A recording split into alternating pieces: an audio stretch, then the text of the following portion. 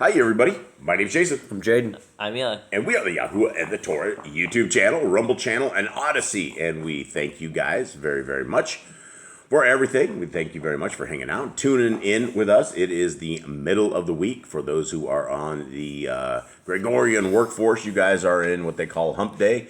We are passing it. You guys make it over this great Wednesday. Then you guys have made it through the rest of this week, or through at least the big part of the week. And we are, for those who are in Torah, we are aiming towards the Shabbat. And so we are on a Wednesday. We only have a couple more days till a preparation day, and then we will have a Shabbat. For those who do not know who are we, and what do we believe, gentlemen? We believe that the first 5 books of the Bible is the Torah, that is the law.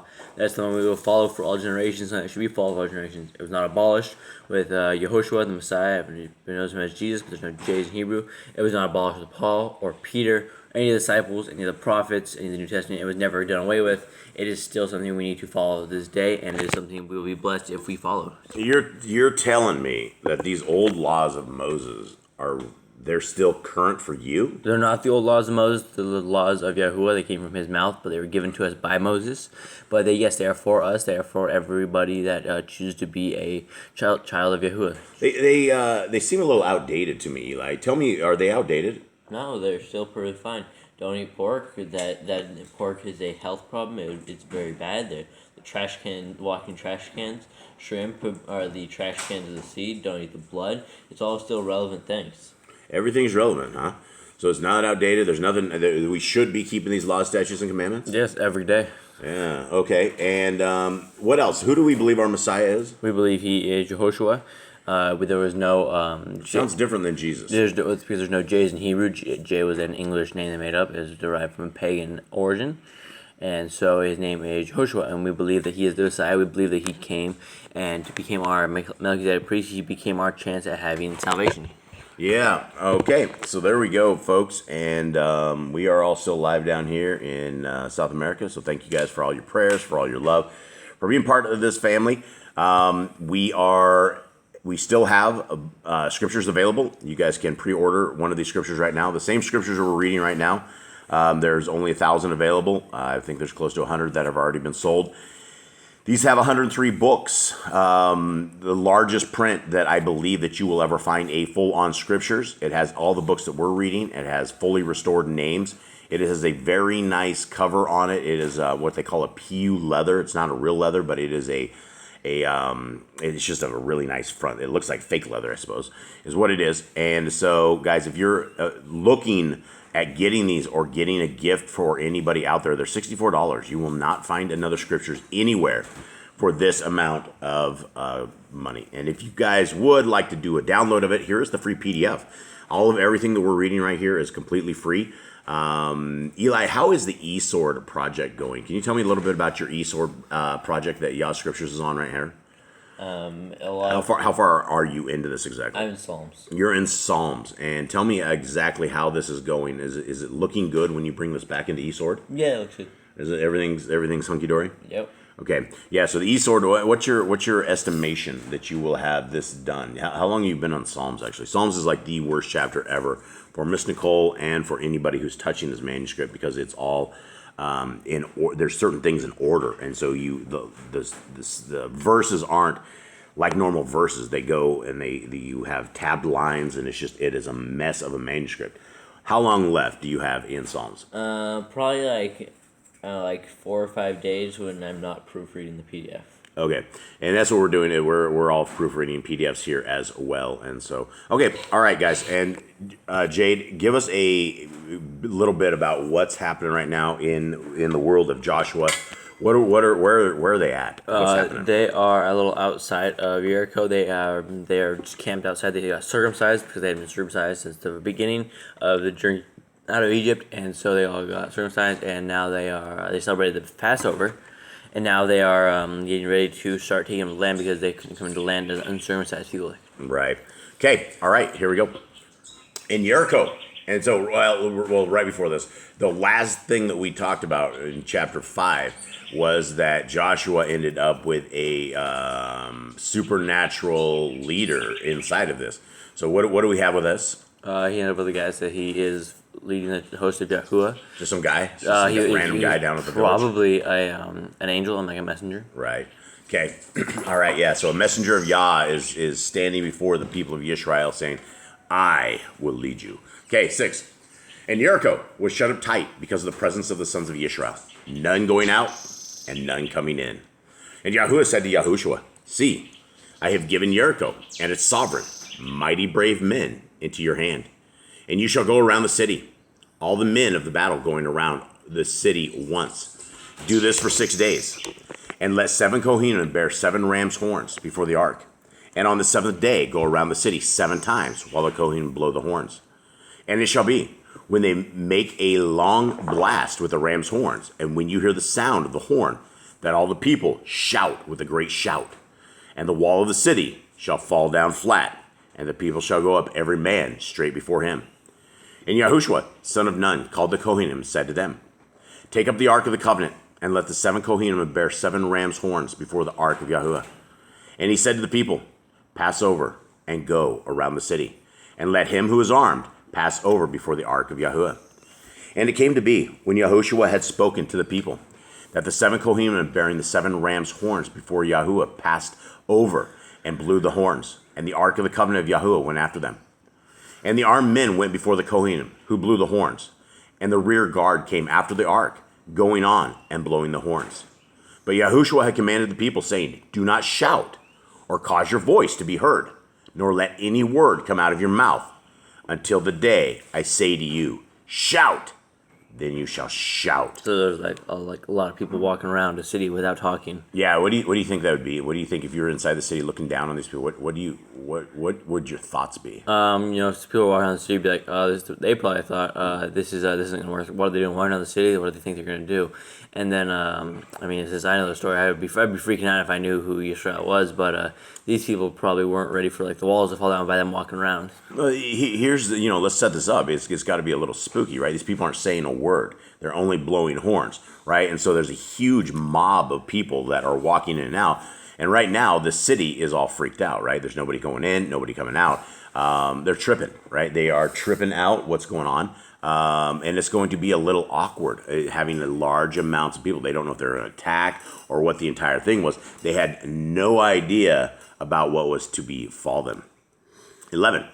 And the ark of Yahuwah went around the city, going around once. And they came into the camp and stayed in the camp. And Yahushua arose early in the morning, and the Kohanim took up the ark of Yahuwah. And 7 Kohanim, bearing 7 ram's horns, before the ark of Yahuwah were walking, going on. And they blew the horns. And the armed men went before them. But the rear guard came after the ark of Yahuwah, going on and blowing the horns. And the 2nd day they went around the city once and returned to the camp. Thus they did 6 days. And it came to be on the 7th day that they rose early, about the dawning of the day, and went around the city 7 times in this way. Only on that day they went around the city 7 times. And it came to be at the 7th time, when the Kohanim blew the horns, that Yahushua said to the people, Shout! For Yahuwah has given you the city, and the city shall be put under the ban. It and all that is in it belongs to Yahuwah. Only Rechab, the whore, is to live, she and all who are with her in the house, because she hid the messengers that we sent. Now, a polite way for saying slaughter absolutely everybody, kill them all, don't leave anyone there, is put them under the ban. So when we need to put them under the ban, that means a complete wipeout. That is what our Creator has said. And again, as crazy as that may sound to people that are a creator of the universe, our creator of the universe, wants a whole bunch of people destroyed, please understand that these people were genetic monsters. These people all had the seed of Ham. They had the seed of the Nephilim. They were part watchers, right? They were part like evil messengers. This is what our Creator is doing, is he is annihilating the corrupted gene line. And so before you start throwing rocks at the Creator of the universe, who's just trying to clean up a mess that man and messengers have made, that's why. Okay, 18 is where we're at? Yep, 18. Yep. And you, by all means, guard yourselves from that which is under the ban, lest you come under the ban when you take of that which is under the ban, and make the camp of Yisrael a curse, and shall trouble it. All right, so you got to be careful when you're dealing with things under the ban that you don't come under the ban, so that the whole camp comes under the ban. Right? Not a good thing. But all the silver and gold and vessels of bronze and iron are kodesh to Yahuwah. They go into the treasury of Yahuwah. And the people shouted when the ram's horns were blown. And it came to be when the people heard the sound of the horn, and the people shouted with a great shout, that the wall fell down. And the people went up into the city, every man straight before him, and they captured the city. And they put under the ban all that was in the city, both man and woman, young and old, and ox and sheep and donkey, with the edge of the sword. So I would say the streets were probably covered in blood. Yeah, I think only one wall fell down. Since all the people were still alive, I think if everything fell down, they would have all been crushed under it. But What do you mean? well, if the wall fell down, would they be crushed under the wall? Well, you're talking like a city that has a wall, right? Right, and people live in the city, people live on the walls. Whoever's on the wall is obviously like jacked up. Yeah, but there's going to be a tremendous amount of people that were in the houses, in the little towns, all this other stuff that were not on the wall. But I don't think it can be that big if they're able to walk around it 7 times in a day. Why? I feel like I don't know if they could walk. That's a big. If they're walking around a big city, that'd be a lot of time. It'd be more than a day. I think a day is a long time. Yeah, that's 7 times in a day. So maybe we should look it up to figure exactly how big Jericho was. But I mean, it's a large structure. All right. Anything else? No. Okay. And the 2 men who had spied out the land, YAHOSHUA said, "Go into the house of the woman, the whore, and from there bring out the woman and all she has, as you swore to her." And the young men, the spies, went in and brought out Rachab and her father and her mother and her brothers and all that she had. So they brought out all her relatives and put them outside the camp of Yisrael. And they burned the city and all that was in it with fire. Only the silver and gold and the vessels of bronze and of iron they put in the treasury of Yahuwah, the house of Yahuwah. However, YAHOSHUA kept alive Rachab the whore and her father's household and all that she had. And she dwelt in the midst of Yisrael to this day, because she hid the messengers whom YAHOSHUA sent to spy out Jericho. Now, you think Rachab's still alive? Says she's still there too. Yeah, I think it's hard to grab. They grab her into the camp at some point. Yeah, well, it's funny how they always say that she's here to this day, because they were just writing this from that perspective. Here we are. Yeah, this is 3,000 years later. No, I think this is like towards the end of Yahushua's death that someone wrote this. Maybe he wrote this. Maybe. Okay, 26. And YAHOSHUA warned them at that time, saying, "Cursed is the man before Yahuwah who rises up and builds the city Jericho. He lays his foundation with his firstborn, and with his youngest he puts up its gates." Now this is a prophecy right here. Let's finish this and we'll talk about the prophecy. And Yahuwah is with YAHOSHUA, and to report about him what in all the land.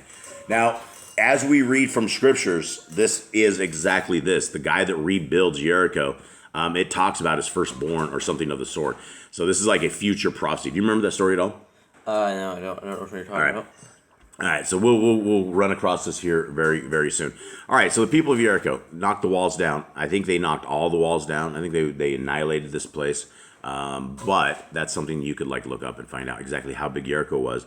And I think you could walk around it. I mean, you walk these jungle lands along, miles and miles at some points every day. It's the same thing. The day begins. It is a very big city then. Well, how long's a day? You got 12 solid hours of daylight, easy, right? So they gotta do it 7 times in 12 hours. Yeah, I guess we'll see what it was. Was it 7 times in that? What is it? One of the days was 7 times. Yeah, Okay. on the 7th day was 7 times. Yeah, but every other day was 1 time. Right, so it was one time. 7th day was 7 times, right? Yep. Around the city 7 times in this way. Yeah, so it was only one day they did this. So anyway, that'll be your mission for tomorrow. Before we do this, will you please find out how big Jericho was and how many steps would it take to walk around Jericho? All right, with that, everybody, we thank you guys very, very much. We thank you guys for being part of our family, and we hope that you guys have a wonderful day. Jade, are you trying to find out how big Jericho was real quick? Yep. Are you trying to do this real quick? Yep. Is your internet not working? No, it's not going. So it looks like here on the Wikipedia it says it is about 430,000 square feet of settlement. 430,000 square feet, so that wouldn't be that much. Yeah, so maybe they could make it around in that day. So that's what I mean. That doesn't sound like a very big city. 430,000 square feet sounds like quite a bit. Yeah. That sounds like a big place, yo. I don't know. We'll have to. So do that with feet. Yeah, we don't know. We're not architects, so we're probably botchering this. We'll figure it out for you guys tomorrow. Thank you guys very, very much. Have a wonderful day. We are out. Shalom. All right, shalom.